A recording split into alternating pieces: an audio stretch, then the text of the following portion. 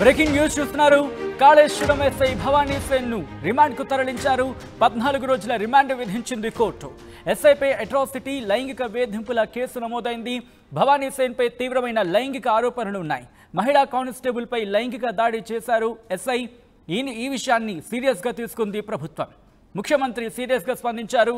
రాజ్యాంగంలోని ఆర్టికల్ 311 ప్రకారం రాజ్యాంగంలోని ఆర్టికల్ 311 ప్రకారం ఎస్ఐని సర్వీస్ నుంచి తొలగించాలని ఆదేశాలు జారీ చేసింది ప్రభుత్వం. మహిళా కానిస్టేబుల్ను భూపాలపల్లి ఎస్పీ ఆఫీస్కు తరలించారు.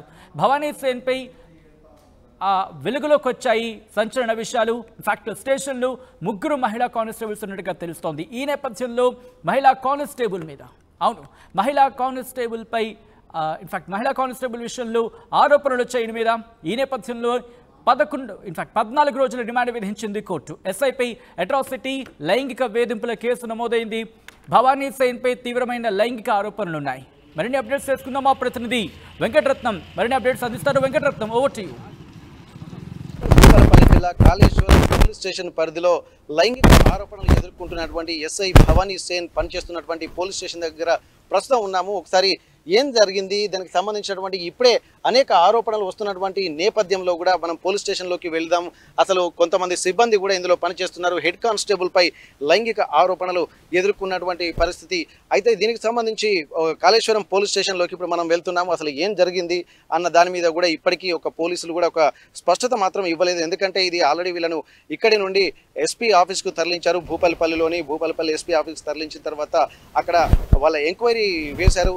ఎస్సీ ఎస్టీ అట్రాసిటీ కింద, అలాగే లైంగిక ఆరోపణలు, లైంగిక దాడి, అలాగే దీంతో పాటు ఇక్కడ ఆయుధ చట్టం కింద కూడా వీళ్ళ పోలీసుల కేసు నమోదు చేసి ప్రస్తుతానికి భూపాలపల్లి పోలీస్ స్టేషన్కి అయితే తరలించారు. దీనికి సంబంధించి ఇక్కడ ఉన్నతాధికారుల ఫిర్యాదు చేసినటువంటి బాధితురాలని కూడా అక్కడికే తీసుకెళ్లారు. హెడ్ కానిస్టేబుల్గా విధులు నిర్వర్తిస్తున్న తను కూడా ఇదే పోలీస్ స్టేషన్లో పనిచేసేది. దీంట్లో ఒక 3-4 ఇక్కడ కానిస్టేబుల్ కూడా ఉన్నారు. ప్రస్తుతానికి వాళ్ళు కూడా అంటే కొంత ఇబ్బంది పడ్డారా లేదా, ఏం జరుగుతుంది, అసలు పోలీస్ స్టేషన్కు సంబంధించినటువంటి ఎస్ఐ భవానీ సేన్ మహిళా కానిస్టేబుల్ను కూడా ఇప్పటికే తరలించినటువంటి నేపథ్యంలో అసలు ఏం జరుగుతుంది, Kaleshwaram police station SI Bhavani Sen పై కూడా గతంలో కూడా ఆరోపణలు ఉన్నటువంటి నేపథ్యంలో అసలు ఎలాంటి చర్యలు తీసుకుంటారు అధికారులు అనేది కూడా ఆలోచించాల్సినటువంటి అవసరం ఉంది.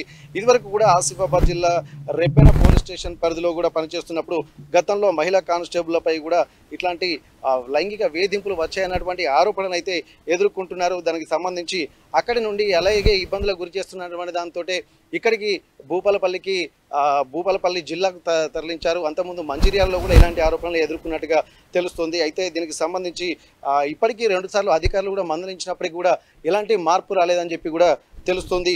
కానీ ఉన్నతాధికారుల ఆదేశాలతోటి శాఖాపరమైనటువంటి దర్యాప్తు అయితే చేపట్టినటువంటి పరిస్థితి. ప్రస్తుతానికి ఇక్కడ కాళేశ్వరం పోలీస్ స్టేషన్లో మనం ఉన్నాము. ఒక్కసారి పోలీస్ స్టేషన్లోకి మనం ఎంటర్ అవుతున్నాము. ఇక్కడ సిబ్బంది కూడా కొంతమంది ఉన్నారు, మహిళా సిబ్బంది కూడా ఇక్కడ విధులు నిర్వర్తిస్తున్నారు. ఎందుకంటే ఒక భరోసాను ఇవ్వాల్సినటువంటి, రక్షణ కల్పించాల్సినటువంటి వాళ్ళే ఇలాంటి చర్యలకు ఉపక్రమిస్తున్నటువంటి ఒక ఆరోపణలు అయితే వస్తున్నాయి. కానీ దీంట్లో నిజం ఎంత? ప్రస్తుతానికి మహిళా కానిస్టేబుల్ కూడా ఉన్నారు. ఎందుకంటే తను నిజంగా ఆరోపణలు ఎదుర్కొంటున్నారు, కానీ వక్రబుద్ధి ఉన్నటువంటి ఎస్ఐ అయితే మిగిలిన వాళ్ళకు కూడా తెలియాలి. ప్రస్తుతానికి మహిళా కానిస్టేబుల్ కూడా ఇక్కడ విధులు నిర్వర్తిస్తున్నారు. మేడం నమస్తే అండి. ఇప్పుడు మీ పేరేంటి మేడం? అనుష. ఇప్పుడు మీరు గత ఎన్నేళ్ళ నుంచి ఇక్కడ పనిచేస్తున్నారు? 3 years అయిపోయింది. 3 years. అయితే ఇక్కడ భవానీ సేన్ గారి మీద, ఎస్ఐ గారి మీద ఒక లైంగిక దాడి ఆరోపణలు ఇవి వచ్చాయి. అసలు దీనికి సంబంధించి ఇక్కడ జరిగినటువంటి సంఘటన గురించి కొద్దిగా బ్రీఫ్ చేయండి మేడం. ఏం జరిగింది అసలు? అంటే మేము ఇక్కడ ట్రైనింగ్లో ఉన్నాము. ఈరోజు వచ్చిన తర్వాత జరిగిన విషయం తెలుసుకున్నాం, ఇట్లా జరిగింది. అంతేగాని ఇక ఆఫీసర్ కాబట్టి మామూలుగా మేము రెగ్యులర్గా వర్క్ చేసి సార్ చెప్తే మేము చేసినాం. అంతకుమించి మా విషయంలోనైతే ఏం జరగలేదు. ఓకే. అంటే ఇప్పుడు హెడ్ కానిస్టేబుల్ తన పైన ఇక్కడ అంటే లైంగిక దాడి జరిగిందని చెప్పి అంటున్నారు, రివాల్వర్ బెదిరించారు, ఇటువంటి ఎన్నో ఆరోపణలు వస్తున్నాయి. ఇటువంటి సమయంలో నిజంగా అతను మిగిలిన వాళ్ళతో ఎట్లా ప్రవర్తించేవాడు? అంటే మా సిబ్బందితో అయితే చాలా బాగానే ఉంది సార్, బాగానే. అంటే ఈ ఆఫీసర్ ఎట్లా వర్క్ చేస్తే మేము చెప్తే మేము చేసుకున్నాం అంతే. అప్పటి ఈ ఆఫీసర్ లాగానే ఉన్నాడు, అంత మించి ఏం లేదు. అయితే ఇప్పుడు కొంతమంది నిజంగా ఒక కామవాంఛ తీర్చుకునేటువంటి స్థితిలో ఆయన ఉండి, ఎందుకంటే గతంలో కూడా ఆరోపణలు ఎదుర్కొంటున్నారని చెప్పి చెప్తున్నారు. కానీ నిజంగా మీ పట్ల అంటే ఇంకా మిగిలిన సిబ్బంది కూడా ఉంటారు కదా, మీతో కూడా ఏమైనా తను ఎప్పుడైనా వక్రచూపు చూసేటువంటి అవకాశము అట్లా ఏమైనా అనిపించిందా మీకు? అనిపించలేదు, అట్లా ఏమి అనిపించలేదు. సార్ వర్క్ చేస్తే చెప్తారు, మేము చేసుకుంటాం. ఓకే. ఇప్పుడు మిగిలిన సిబ్బంది కూడా ఎప్పుడైనా మాట్లాడుకున్నారా ఇటువంటి విషయంలో? ఇప్పుడు మీరు మహిళలు ఎంతమంది పనిచేస్తున్నారు ఇందులో? 3 కానిస్టేబుల్ ఉమెన్ కానిస్టేబుల్స్ 3 ఉన్నాం. ఒక హెడ్ కానిస్టేబుల్ మేడం ఉన్నారు. ఓకే. హెడ్ కానిస్టేబుల్ మేడం మీదనే ఈ ఆరోపణ, ఆమెనే ఆరోపణ కేసు పెట్టిందంటారు. ఓకే. అంటే మీకు ఇప్పుడున్నటువంటి సంఘటనలు చూస్తుంటే తను నిజంగా ఆరోపణలలో నిజం ఉందని మీరు భావిస్తున్నారా? అంటే మేము మా పట్లనైతే సార్ బాగా అంటే ఆఫీసర్ లాగానే ఉన్నారు. ఇక మేము ఆ రోజులు ఏం కాబట్టి మేము చెప్పలేము. ఈ మహిళా హెడ్ కానిస్టేబుల్ మీతో పాటు ఎట్లా ప్రవర్తించేది? మేడం బాగానే ఉంటారు, కలిసిమెలిసి ఉంటారు. ఓకే. అంటే ఇప్పుడు మీతోటి ఏమైనా ఈ సంఘటనలు జరుగుతున్నప్పుడు కానీ, ఎందుకంటే మహిళలు కాబట్టి కొన్ని మంచి చెడు కష్ట సుఖాలు కూడా షేర్ చేసుకుంటారు కదా, అటువంటి టాపిక్ గత కొద్ది రోజుల క్రితం మీ దగ్గర ఏమైనా వచ్చింది అటువంటిది? ఆ గ్యాప్ రాలేదు. మొన్న రీసెంట్గా జరిగిన కాబట్టి గ్యాప్ వచ్చింది. మేము ఇక ట్రైనింగ్కి వెళ్ళినాం, వచ్చేసరికి విషయం మేమే తెలుసుకున్నాం. అది జరిగింది అంతే. అంతకుముందు ఎలాంటి ఇబ్బందికర పరిస్థితులు ఈ పోలీస్ స్టేషన్లో జరగలేదు మాకు తెలిసినంత వరకు అయితే. ఇప్పుడు ఆసిఫాబాద్లో రెబ్బన మండలంలో కూడా సార్ పనిచేసి వచ్చారు, అలాగే మంచిర్యాలలో కూడా పనిచేసి వచ్చారు అని చెప్పి అంటున్నారు. గతంలో సార్కు సంబంధించి సార్ ఇలాంటి వాడు అలాంటి వాడు అన్నటువంటి వార్తలు కూడా మీ దగ్గర ఏమైనా వచ్చాయి? అవి రాలేదు. కొత్త సార్ అంటే ఇక కొత్త సార్ లాగానే ఉన్నారు అంతే. సార్ వచ్చి ఎన్ని రోజులు అవుతుంది ఇక్కడికి? ఫిబ్రవరిలో వచ్చాడు సార్, 16 అట్లా 4 months అయిపోయింది. అంటే ఇప్పుడు సార్ మీద కూడా ఒక లైంగిక ఆరోపణలే కాకుండా బయట కూడా కొంత ఇబ్బందికర పరిస్థితులు, ఎందుకంటే వసూళ్లు కూడా పాల్పడుతున్నారు అన్నటువంటి ఆరోపణలు కూడా కొంతమంది చేశారు.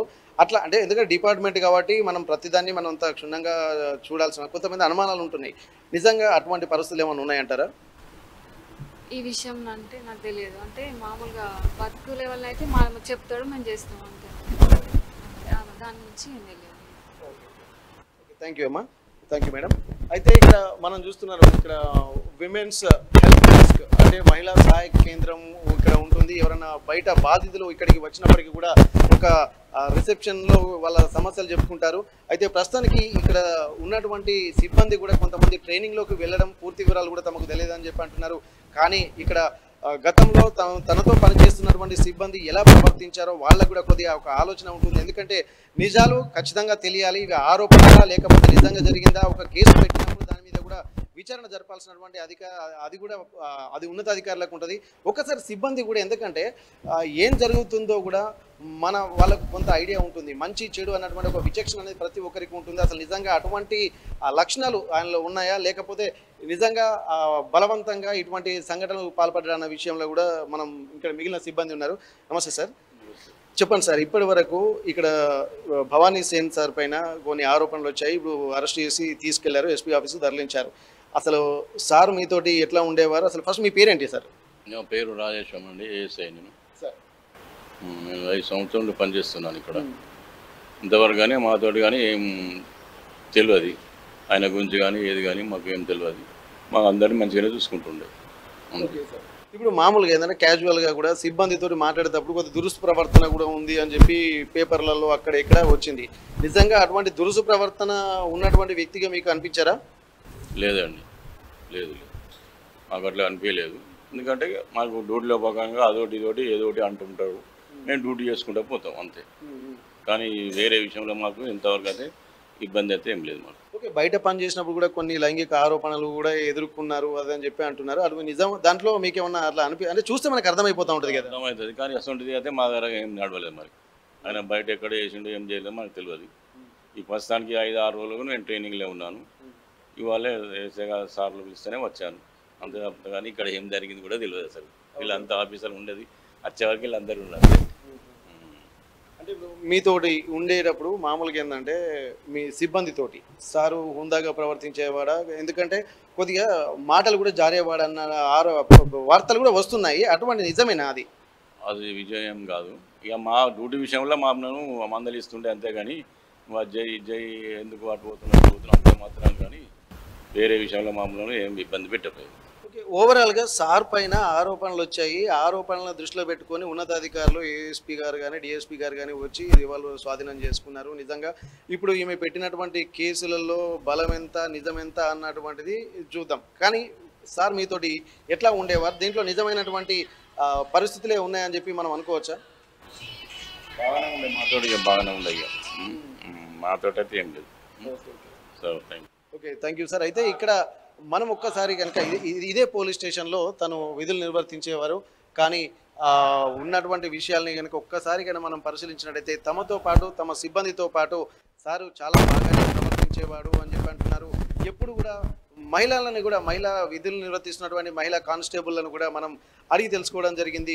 ఎందుకంటే వార్తలు వస్తున్నాయి, దాంట్లో నిజం ఎంత అది ఉన్నతాధికారులు కూడా తేల్చాల్సిన అవసరం ఉంది. ఎంక్వైరీలో కూడా మిగిలిన విషయాలు బయటపడతాయి. కానీ తమ దగ్గర మాత్రము ఎప్పుడు మాకు మిస్బిహేవ్ చేయలేదన్నటువంటి ఆలోచనలు అయితే ఇక్కడ వీళ్ళు చెప్తున్నారు. అటువంటి పరిస్థితులే మాకు ఎప్పుడు ఎదురు కాలేదు అన్నటువంటి ఉంది. ఇది ఇప్పుడు మనం చూస్తున్నటువంటి ఎస్హెచ్ఓ గారి రూము. ఇదే రూమ్లో సార్ ఉండే భవానీ సేన్ గారు విధులు నిర్వర్తించేటువంటి వారు. అయితే ఇక్కడ దాదాపు ఇక్కడ ఏ పరిస్థితులు ఉన్నా కానీ ఎటువంటి పరిస్థితుల్లోనైనా సరే కొన్ని ఆరోపణలు